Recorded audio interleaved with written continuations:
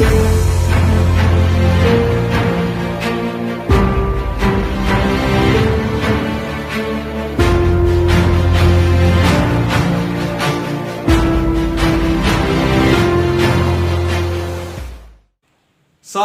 saudara-saudari yang terkasih, salam sehat dan salam sejahtera untuk kita semua.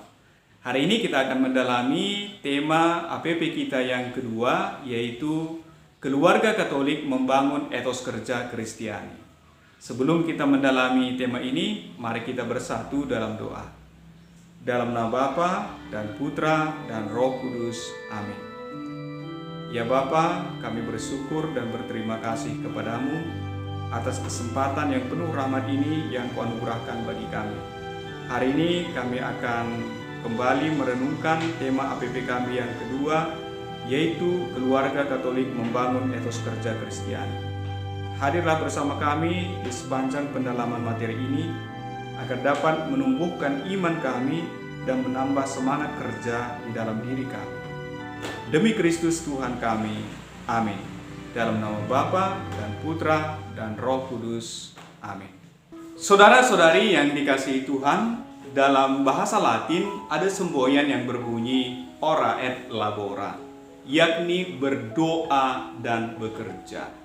Semboyan ini mengingatkan kita bahwa doa dan kerja merupakan satu kesatuan yang tidak boleh kita pisahkan. Doa menjadi dasar dari apa yang kita kerjakan, dan kerja merupakan perwujudan dari doa kita.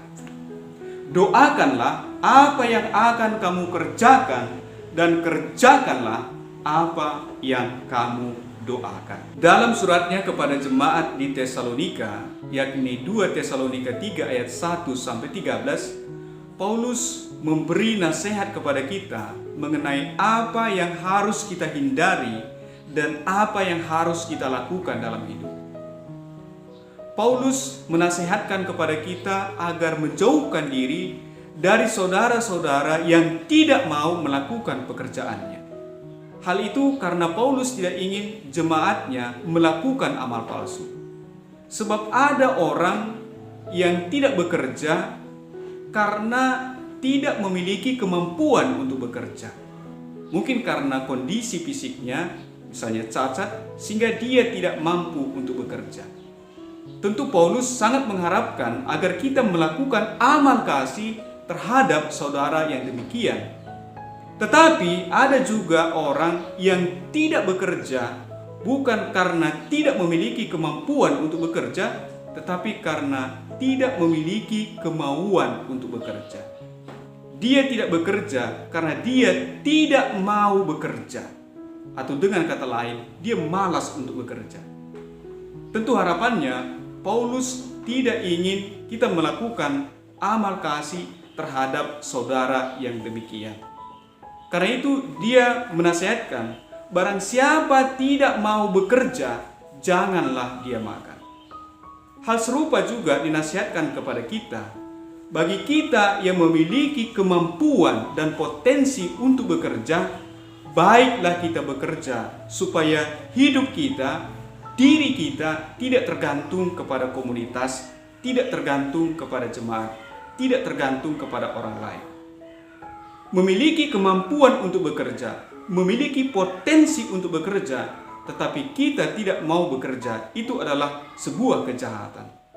Kejahatan itu bukan hanya mengambil apa yang bukan milik kita, tetapi juga menggantungkan hidup kita kepada orang lain, padahal sebenarnya kita memiliki kemampuan untuk hidup mandiri.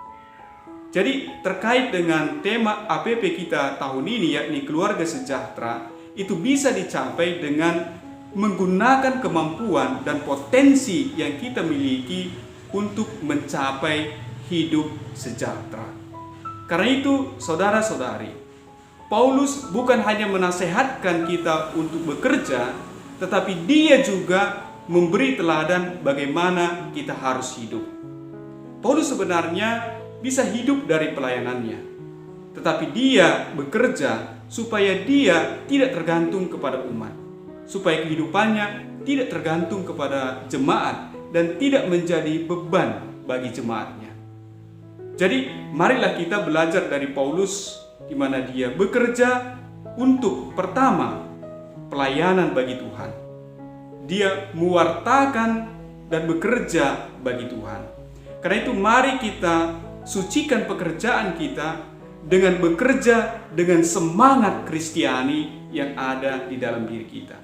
Bekerja sebagaimana Kristus bekerja demi keselamatan banyak orang. Karena itu pesannya pada hari ini, mari kita gunakan kemampuan yang kita miliki, menggunakan potensi yang ada di dalam diri kita untuk bekerja, untuk memandirikan diri kita agar hidup kita tidak tergantung kepada orang lain.